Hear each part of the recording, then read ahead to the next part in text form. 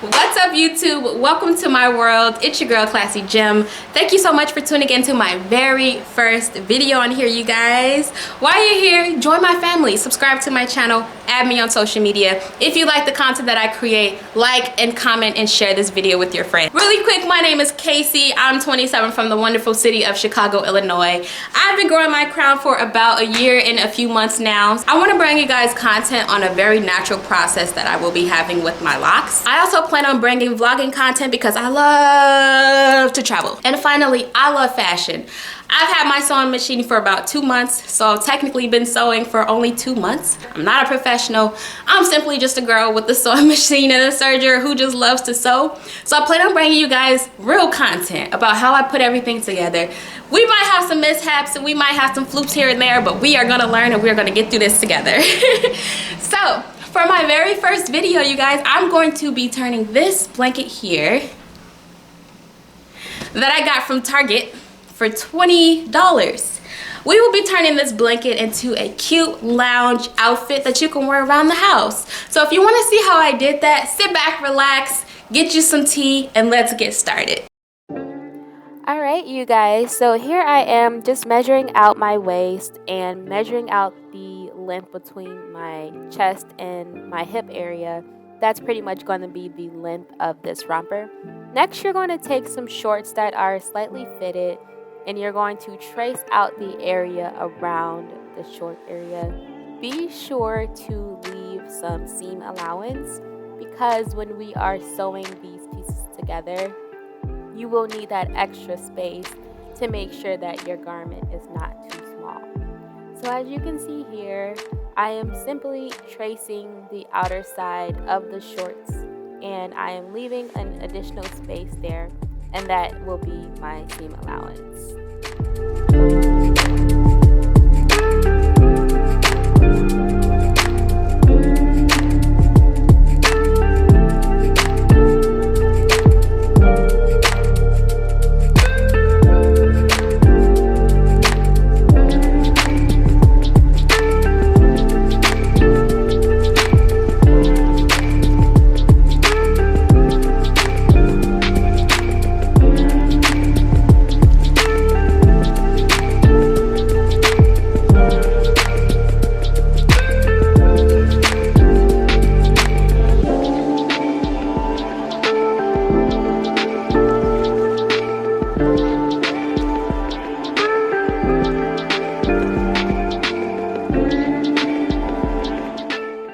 What you see me doing here now is also making sure that the width of the romper is matching the width of my torso because we want this to fit snatched. We want this to be fitted.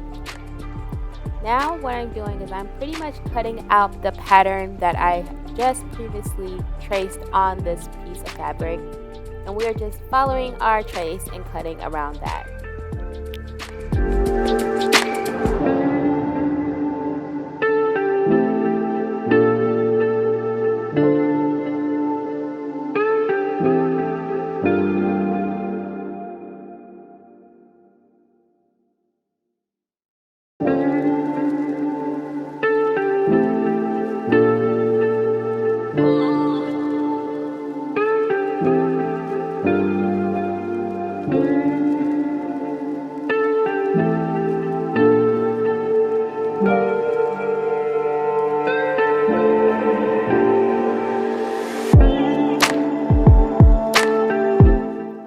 Now, to make this process a lot easier, I would highly recommend folding over your piece so that when you cut the other side of it, it'll be a perfect fit.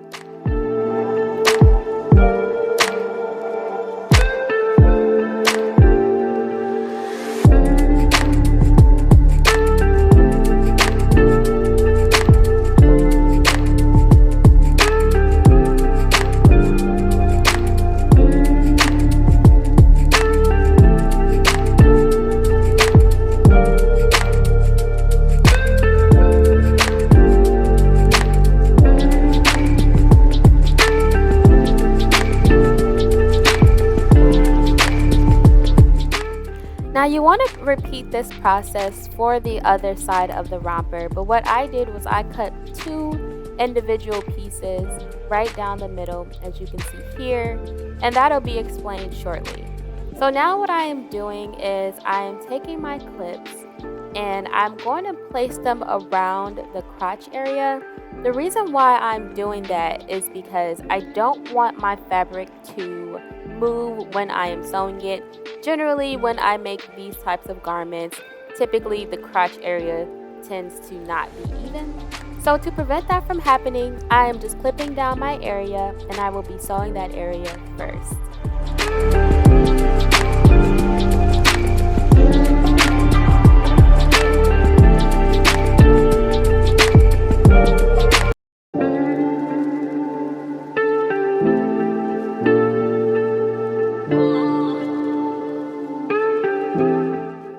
Now that we have our area clipped together, you want to set your machine to a zigzag stitch and sew along the area that you just clipped. Be sure to reinforce your stitches, as this fabric tends to fray and have little holes in there. So just make sure you go through and reinforce your stitches so that when you wear it, it's not ripping apart. What you see now is I am holding the romper inside out and I am folding at the leg of the romper and I'm folding along part of the crotch area. I'm also clipping the outer part of the romper and that will mark where I will not sew. The reason why I'm doing that is because this is where I will be placing my strings for the sides of the romper.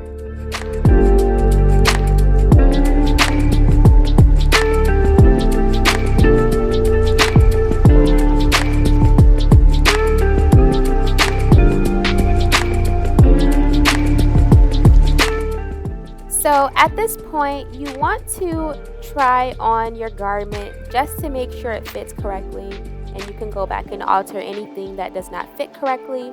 For me, I wanted to go back and widen up the areas where the strings will be just to make it a little more exaggerated, and as you can see now, I really like how that looks. Now you want to set your machine up for an overcast stitch. So you want to set your machine to a zigzag stitch and increase the width to the highest setting. Mine can only go to 7, and also decrease the width. Mine is going to be at 0.8. I decided to do an overcast stitch instead of a hem because this fabric is very bulky. So I want to make sure when I put on this outfit that it is not bulky in some areas, that it is a seamless outfit.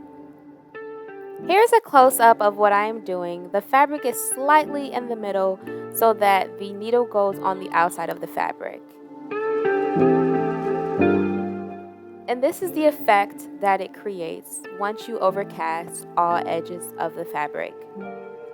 It actually gives it a slight ruffle look to it. The issue is that there are little straggly hairs or little straggly fuzzies sticking outside of the fabric. So I have a fix for that. You will be using a lighter, yes, I said a lighter, to lightly burn the outside of your stitch area. What that is going to do is pretty much shrivel up the straggly pieces of hairs or fabric that is hanging outside of your stitch so that the frayed ends are pretty much kept together. So as you see now, here is the after effect.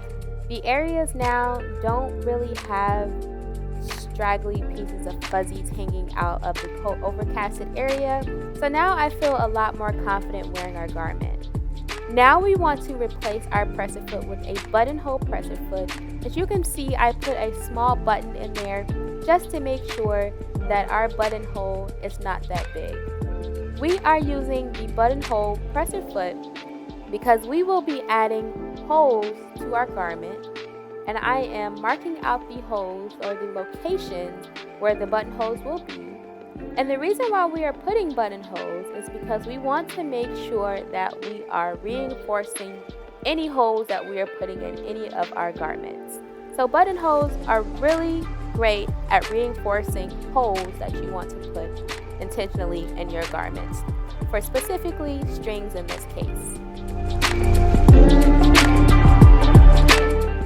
So you want to repeat this process in every area where you intend to lace up your garment. Next, you will use your seam ripper, which you can get from your local supply store, your local craft store, and you will actually use that to cut the holes inside of your buttonholes. Next, you want to grab a long sleeve t-shirt and measure out the width of the sleeve and multiply that times 2. Then you want to take a piece of your scrap fabric and measure out that width of the previously measured sleeve, and you will be using that for the sleeve to your romper.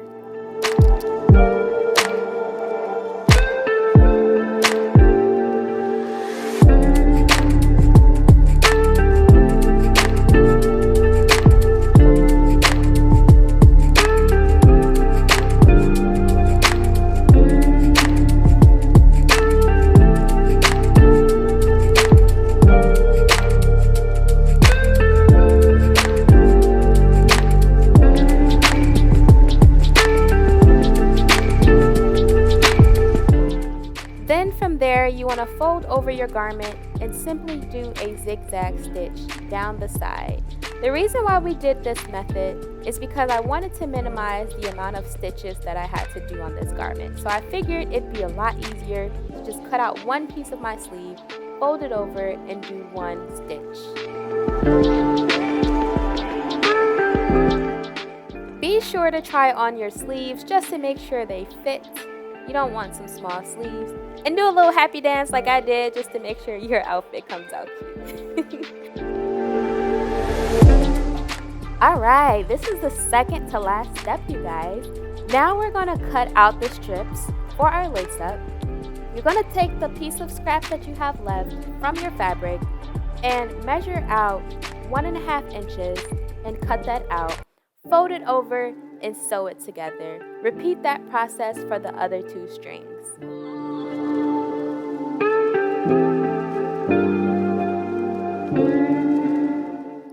Next, we want to put it all together. So now we are attaching the sleeve to the outer side of the romper with a 1.5 zigzag stitch. And after you do that, you are all done sewing, girlfriend. Now what I'm doing is I'm taking a piece of a safety pin attached to a piece of elastic, and I'm using that to feed the string through the buttonholes that we previously created. It just makes it a lot easier to feed the string that is slightly bigger than the hole through the buttonhole seamlessly. And after that, you are all done, girlfriend. Now here is the finished product. This was made out of a fleece blanket. We did that, girl. Yes, sis. So I really hope you guys enjoyed my video today. I plan on bringing you so much more content like this. If you would like to, please comment, share this video, and again, subscribe to my channel, and I will see you in the next video. Bye.